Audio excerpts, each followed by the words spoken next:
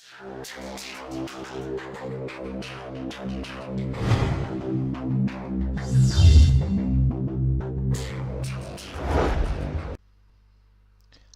must apologise to you guys. I was having a problem with my recording, so this is a current moment where I've just had to restart the recording because there was a problem and it wasn't picking up any of the audio, and the video was a bit staticky. I managed to fix it, however, this part of past imperfect is the earliest I've been able to record because I've been having the same problem. I've probably said this or started saying this about 7 times over the mission, so this is the earliest. It seems to be working perfectly fine for now, so I'm going to continue. It's not the whole mission, but it's part of it, and I seriously apologise. But to let everyone know, we went through the Guardian of Forever. We're now in 2270. We took out the IKS Volwick, and we've now boarded it. Because of course Bavat has the Lieutenant Paris. We have a new bridge officer who you can sort of see on the left hand side. His name's Jonah. He's an alien. I sort of made him myself. I characterized him, I modified him.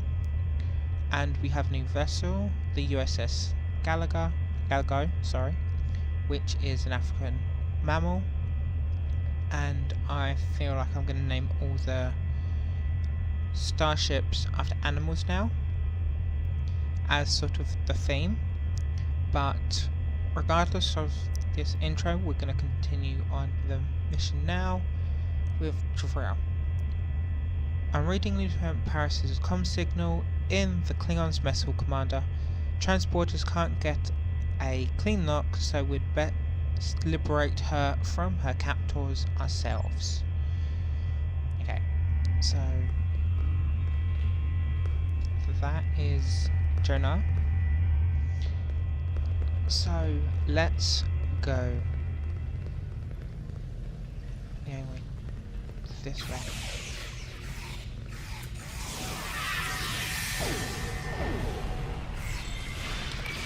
Shield losing power.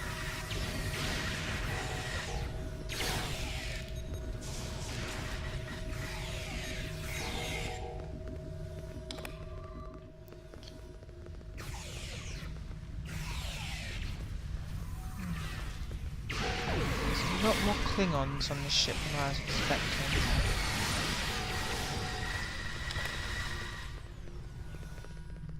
The engine room. It doesn't appear that I need to go in there. Where am I exactly heading? Here? It says locate Lieutenant Paris. Lieutenant Paris is in the mess hall. I feel like that may be the bridge.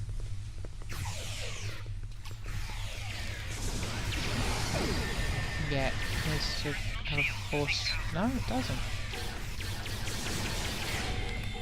Ah, damn it.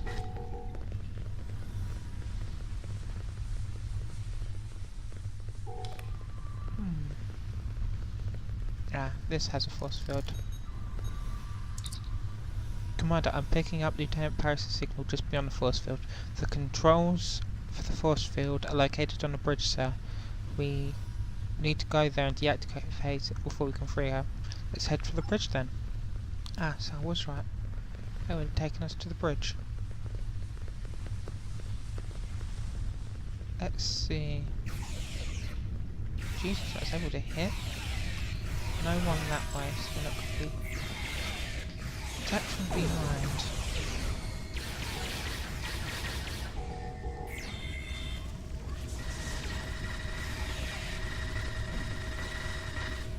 Whoa. And that minigun.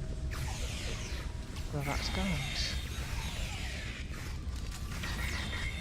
Enemy combatants in close proximity.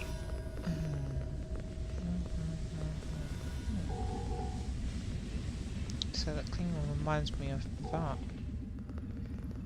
It is Bavat. Oh, wait, Klingons don't live for several hundred years. So how can that be Bavat? Unless it's a relative.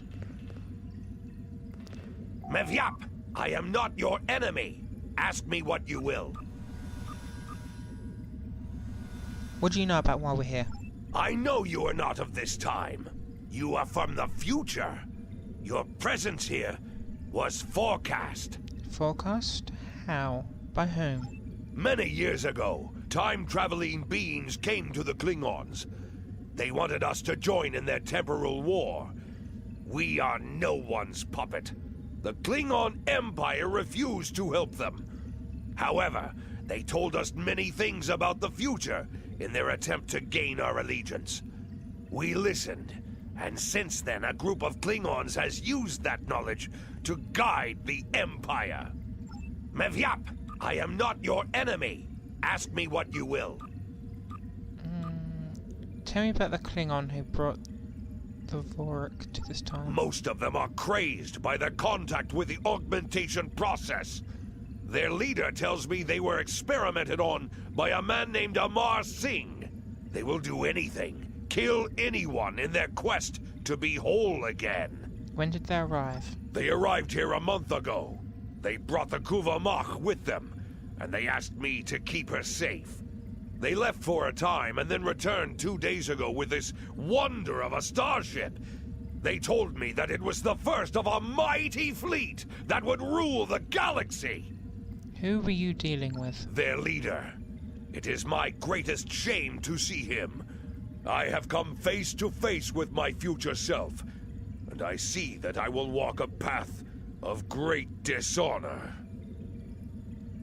Mevyap, I am not your enemy. Ask me what you will. What should we do? You are the defenders of the Kuva Mach. You will find Ambassador Bavat at her side. He will not surrender her without a fight. Give him a good death. That is all any Klingon desires. Mevyap. Okay. So it is his future self, so he has to... He's an adult here.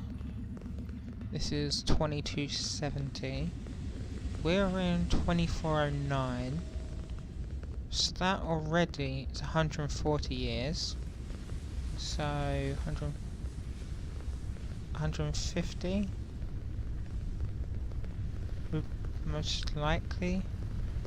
Oh, we didn't deactivate the force field. Yes, so Klingons have to live somewhere between 150 to 200 years for that to be his future self. Well, he says it's his future self, it probably is, but that's a rough guess of Klingon timeline. Don't know so much about Klingon lifespan. I know of Vulcans that can live up to 200 years and a little onwards.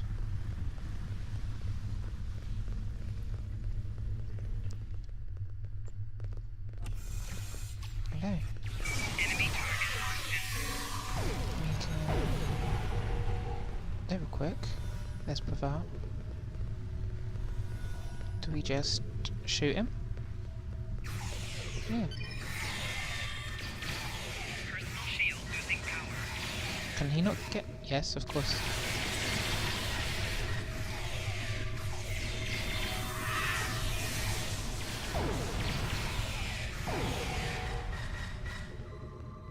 there.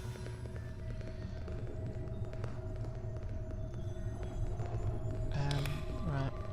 Let's get Morale Paris out of here. I didn't appreciate being held captive, but if I can help the Klingons, I will gladly do so. Think of it this way. If we can find peace here, there's hope for the future. Did they harm you? No, but the Klingons of this time have the genetic samples they need from me, and I'm more than ready to get back to our time. Thank you. I won't forget what you did today. One to beam up. Okay. It's time to return back to the Galago. Captain, Pravat and his crew are transporting off of the Warvik, Captain, but we can't leave the ship here. Its technology is far too advanced for the time period. I suggest we return to our ship and destroy the Vorik. It's the best way to preserve the timeline. Which I agree with. We cannot have vessel here. Warvik is emptying the shield down, sir. Weapons locked. I'll fire at your command. And this is the Galago. It's a engineer major cruiser, not a science vessel. A lot of people have a problem with the design of the science vessel that's given to the that's offered to the commander. I like it. However, from a technical standpoint, I need to consider more than just the appearance, and we didn't have another science officer to take the place. Not that that would have been a problem, because we didn't previously. However, we were given the option for another bridge member, so it's only fair to take that up with someone who could take the position. So, I took it up with an alien. So, let's fire. Warning. Ship is under attack. Let's just fire. Let's just head there. That does so much more.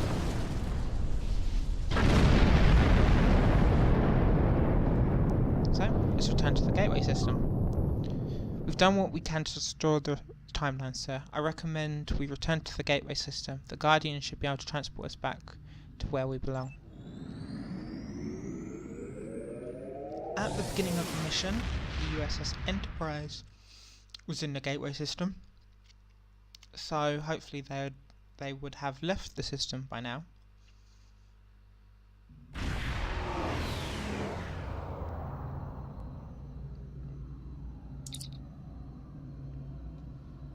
So, the Guardian has opened a portal, but there are Klingon ships blocking the path.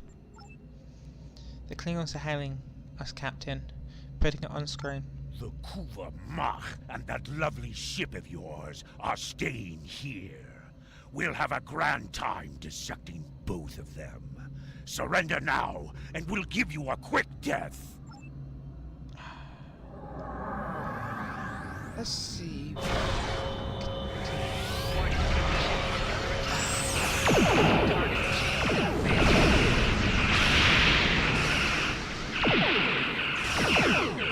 That was a lot.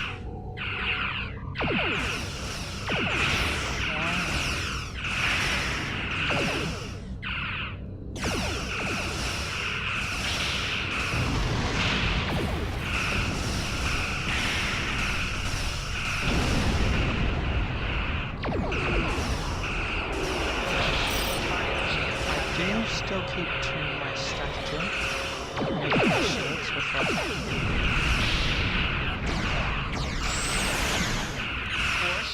So much more efficient.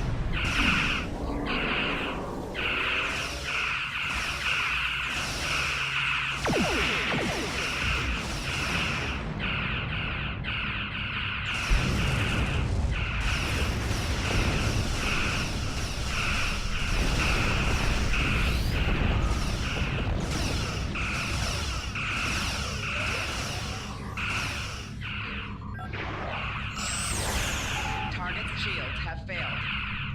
Let's see what we can do.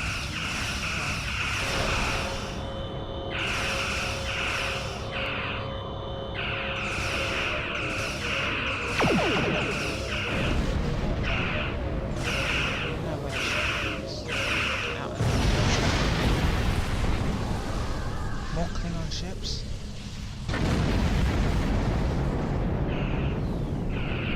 The Enterprise is back.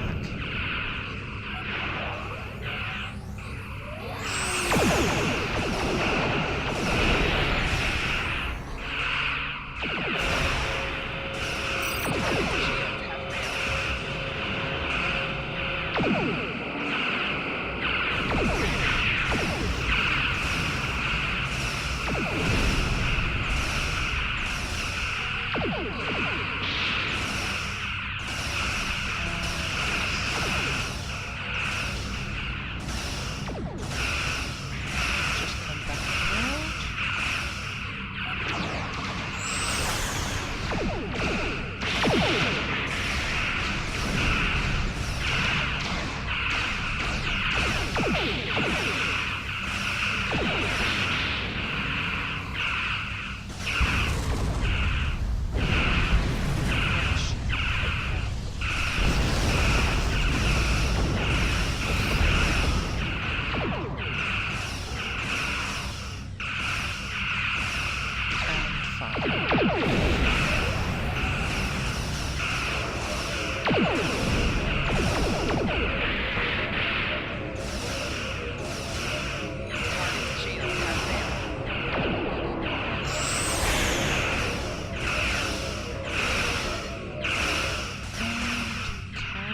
Get it done.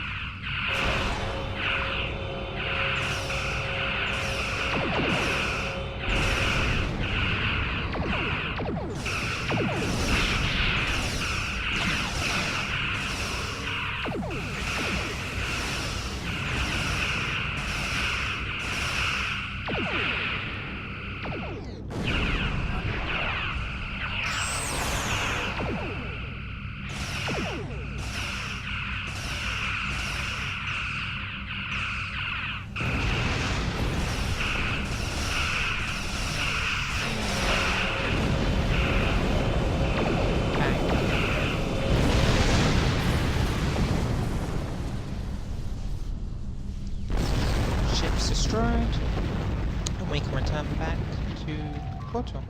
So the Enterprise is hailing us again. Commander Spock says they can assist us. He has deduced that we came through a portal opening with the Guardian of Forever, and he wishes to speak to you. Opening audio link now. I am not unfamiliar with time travel, Captain. We will endeavor to engage the Klingons until you can escape. Live long and prosper. The Guardian has opened a return portal for us, Commander. We should use it as soon as possible. Now, also, I will start saying Commander instead of missing out when it said previously Lieutenant or Lieutenant Commander, because Commander is my favourite rank in basically everything. So I will start saying Commander, I will then say Captain, and then Admiral afterwards.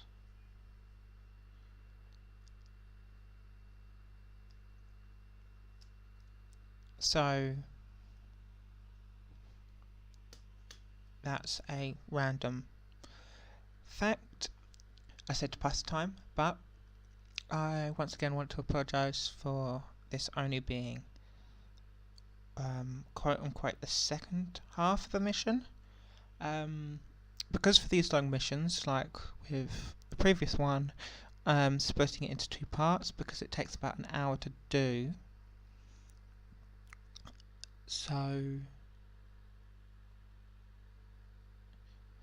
splitting them into two parts is what I'll probably be doing for the longer missions. If it's say 40 minutes, I perhaps won't. It might be in just a little extra long video, but Again, this one won't have the beginning because the recording won't work, and I'd like to apologise once again for that. Hopefully I can prevent it from happening again. But let's speak to the Guardian. Time has resumed its shape. All is as it was before. Farewell. Incoming message from Starfleet, sir. I'll link it to your tricorder. Congratulations on a job well done. Lieutenant Paris will return to duty, and you have ended the threat to the Federation. But we do have some questions. Time travel is not a routine mission, you know. Don't be surprised if you get a visit from the Department of Temporal Investigations. Predestination paradoxes can be troubling for them.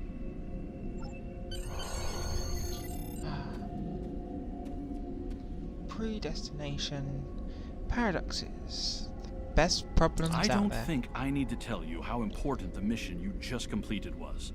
For all of us. The very fabric of our universe was at stake, and you acted with professionalism and aplomb. Thanks to you and your crew, Ambassador Bavat's plan was foiled.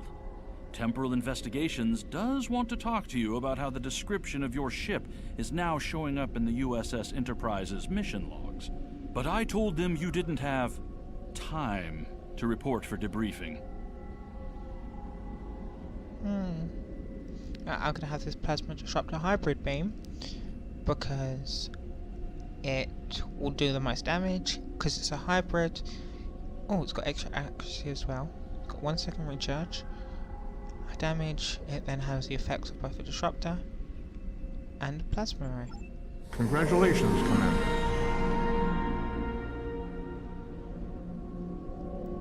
So that will be it for this part, and I'll see you guys in the next mission.